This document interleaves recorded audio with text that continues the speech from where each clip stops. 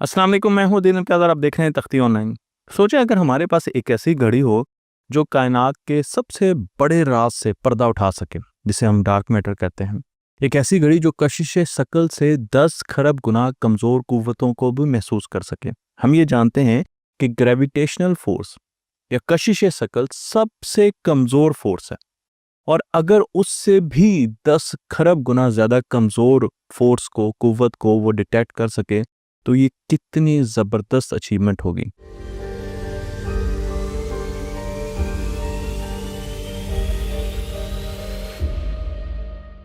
ये कोई science fiction की बात नहीं, बल्कि आज के साइंसदान थोरियम 229 नामी एक नायाब एटम के ज़रिए ये करिश्मा हकीकत में बदलने जा रहे हैं। ये है न्यूक्लियर क्लॉक। आपने एटॉमिक क्लॉक का तो सुना होगा, लेकिन अब हम एटॉमिक क्लॉक से भी आगे न्यूक्लियर क्लॉक की बात कर रहे हैं। एक ऐसा आला जो वक्त की पैमाइश से बढ़कर कायनात के बुनियादी ढांचों को एक्सप्लेन करने की ताकत रखता है। तकरीबन 100 बरस से मुहक्किकीन डार्क मैटर की असल को जानने की कोशिश कर रहे हैं। ये एक ऐसा नादीदा मादा है जो ना रोशनी से इंटरेक्ट करता है और ना ही हमारे इंस्ट्रूमेंट से किसी किस्म का इंटरेक्शन तामुल रखता है। इसलिए हमारी आंखों और मौजूदा आलात से ओझल रहते हैं। फिर भी साइंसदानों को यकीन है कि ये कायनात के कुल मैस का तकरीबन 27% है। कहकशाओं की गर्दिश, कायनाती ढांचे की तश्कील और बिग बैंग के बाद के इर्तिका में इसका अहम किरदार है। मगर अब तक किसी भी बराह रास्त तजर्बे में इसकी मौजूदगी साबित ना हो सकना एक अलमिया है।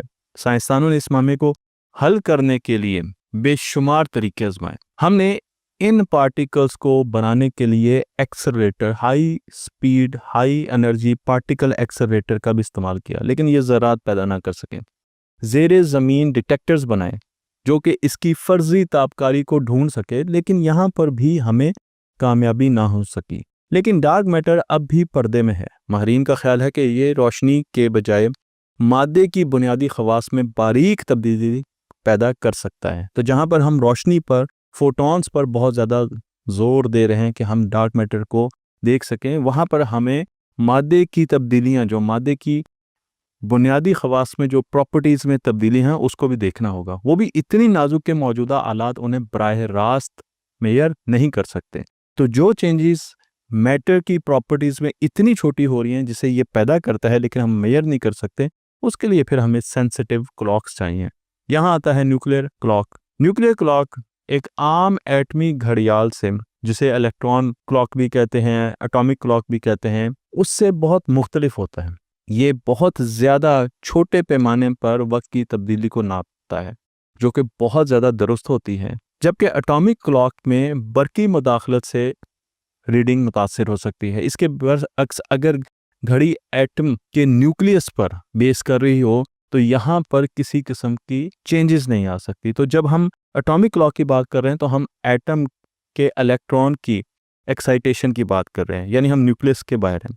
लेकिन जब मैं बात कर रहा हूँ न्यूक्लियर क्लॉक की, तो इसका मतलब यह है कि हम न्यूक्लियस को अब एक्साइट कर रहे हैं। और जब हम न्यूक्लियस को एक्साइट कर रहे हैं, तो क्योंकि उसमें इलेक्ट्रॉन मौजूद नहीं है, तो इसका मतलब यह है कि अब इलेक्ट्रिक फील्ड उसे चेंज नहीं कर सकती। यही वजह है कि थोरियम 229 का नायाब आइसोटोप अब साइंसदानों के लिए एक उम्मीद की किरण बन चुका है।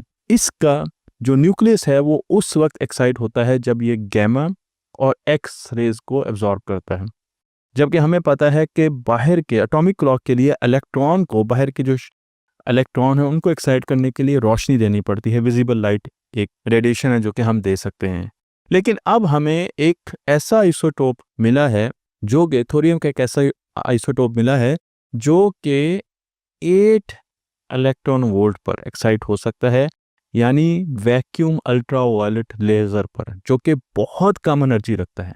तो 1976 में माहरीन ने दरियाफ्त किया कि थोरियम 229 का न्यूक्लियस गैर मामूली तौर पर कम तवानाई की रेजोनेंस फ्रीक्वेंसी रखता है।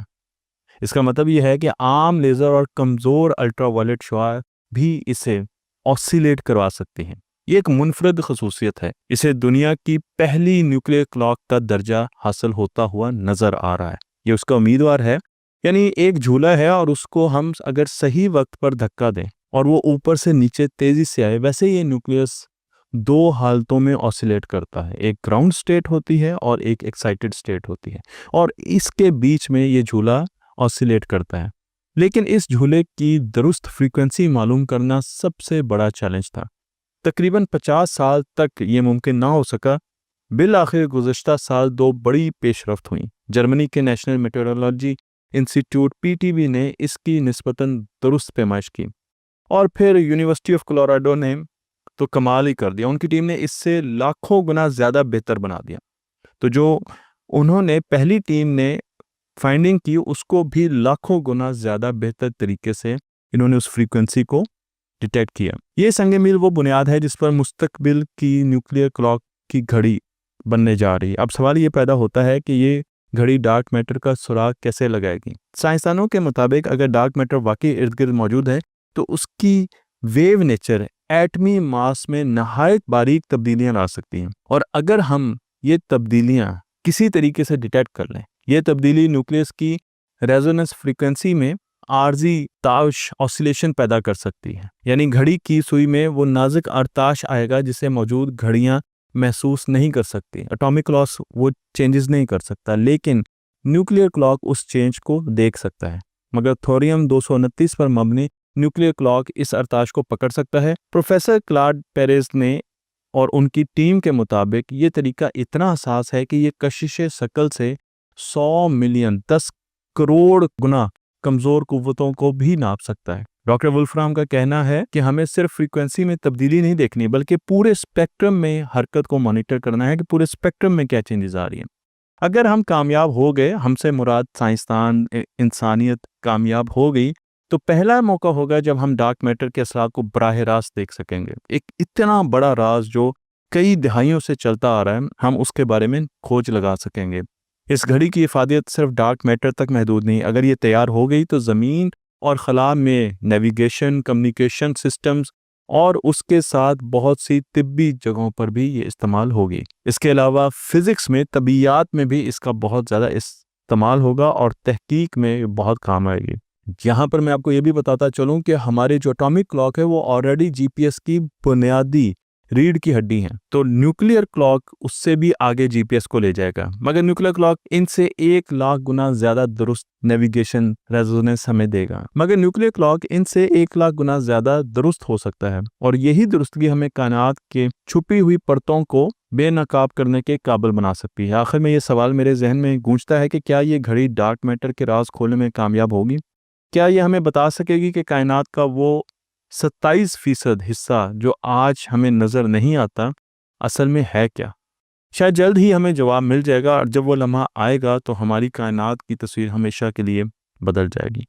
तख्ती ऑनलाइन को लाइक कीजिए, शेयर कीजिए और इस इल्म को दूसरों तक पहुंचा दीजिए।